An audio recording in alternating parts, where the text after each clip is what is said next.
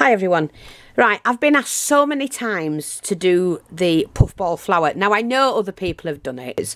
It has been around for a very long time. So I've done this one.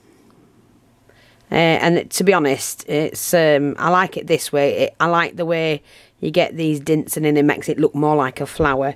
And I've done that one as well. But you could put anything in the middle. So I'm going to do it my way and show you how that's done. And you need a strip of material. Now I'll tell you the measurements of the ones I use. That is 11 inches or 29 centimetres. You also need a strip of foam or whatever it is you're using. I'm using the wadding. That's 21 centimetres or 8.5 inches. Now what you do, or what I do, is I leave it a good inch either end, because you want to wrap that over like that, and then these two ends you wrap over again and they meet. Now don't worry if they, you know, stick out here, because you can chop that off. You've wrapped your base in, do a tacking stitch on the end, and you don't need a large piece of foam. I've done mine about 1 inch wide and the material is 3 inches wide. So do it 3 inches wide and the foam 1 inch. So we've got that. Now that's going to stick out. All you do is just chop that off. That's nothing. It's just where you folded it over, and it's not going to make any difference whatsoever. Take your needle and thread. I'm using the small needle, and to be honest, my hands are... I feel like I can't use the needle anymore. So just do a running stitch all the way to the end, or near the end. You want about 1.5 inches from the end.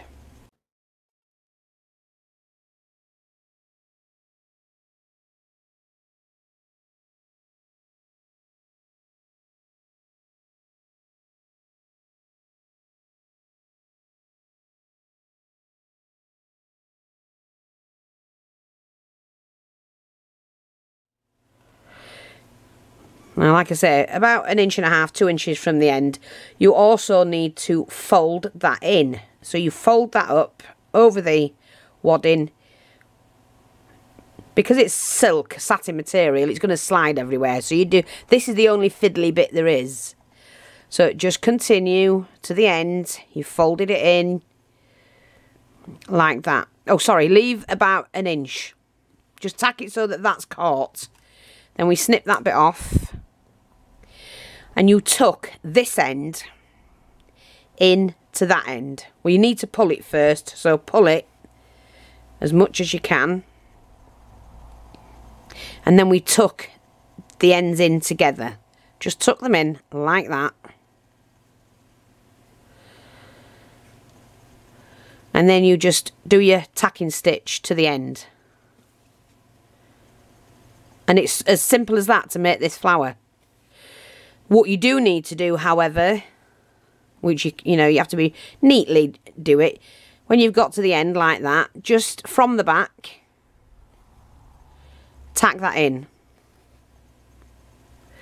You can do it at the front if you want. I don't do it because it shows. I'm not bothered about a little seam, because no one's going to be looking at that. Just tack that in the back. So if it's on something, you're not going to see this, are you? So we do that. Snip that off. And there you go. You've got, pull it round like you would normally, your puffball flower. They're as simple as that. I mean, you could layer them in that. I don't like them layered. I think they're too big and bulking. There you go. That's my opinion. But what I'm going to do now is just find a doily or something to go in the middle. See, I love those. So that can go in there. Just pop that in the centre. And then I'm going to put one of my flowery ones on that I like. So that can go in the centre of that.